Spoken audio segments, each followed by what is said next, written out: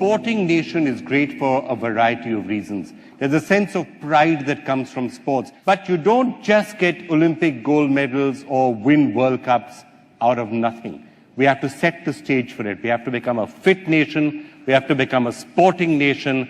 And we have to have the right facilities. Remy, you've really been helping us so much on this all this time.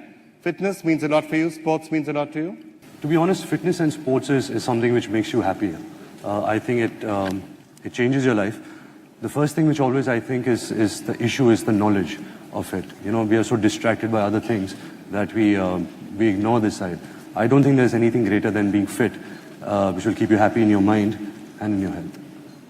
Great. Well, you know, one of the first things that we've been talking about is marks for sports. Somehow getting schools to pay some attention to sports. You know, people tell their kids, you know, marks aane chahiye, kya khel kood kar rahe ho? So how do we change that? How do we actually get, you know, sports put onto the curriculum? In Maharashtra, we have our policy, sports policy, which gives additional marks to those sports persons who cannot devote their time for studies but excel in sports. So we feel that by giving them additional marks, we ensure that they get admissions in good colleges, in the good courses. But I think we professionally, we need to encourage people so that they also encourage their children to go into sports. Right now, basically, we are focused on 2-3 sports only in a society. If it's cricket, you get sponsors.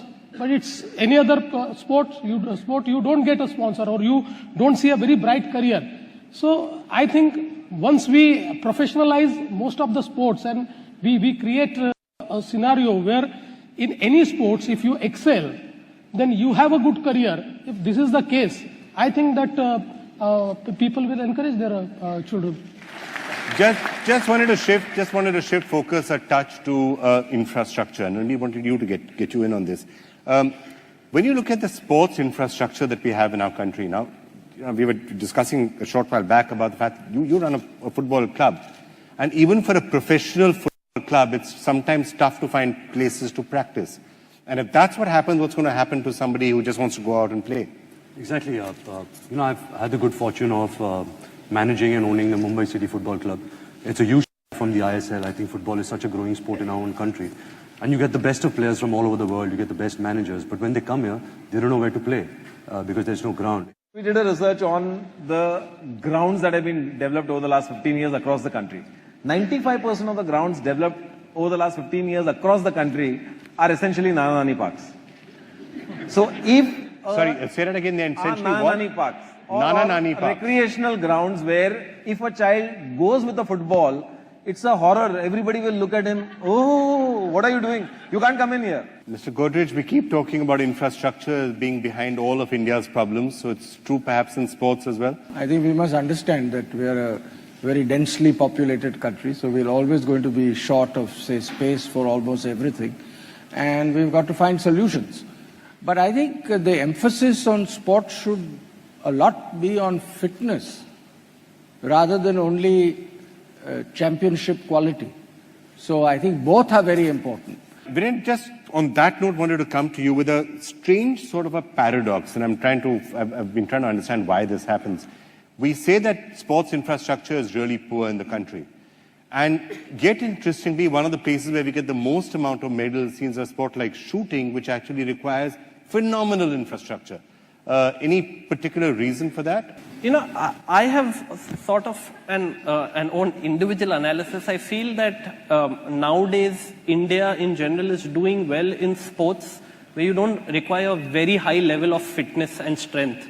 So if you look at football, hockey, tennis, we're not doing so well in these sports because I think the fitness levels have gone through the roof. And we've just not been able to keep up with the best nations in the world when you look at the speed, fitness, endurance, agility. I think fitness is the most important thing in life. You know, you can earn all your life money, and then you will need to spend everything to stay fit. Mr. Fadnavis, fitness challenge, is that something which you want to ask people out there how about asking people in your government or state of Maharashtra to take it, or Give them a challenge. Give them something to do. No, for that, first I'll have to be fit.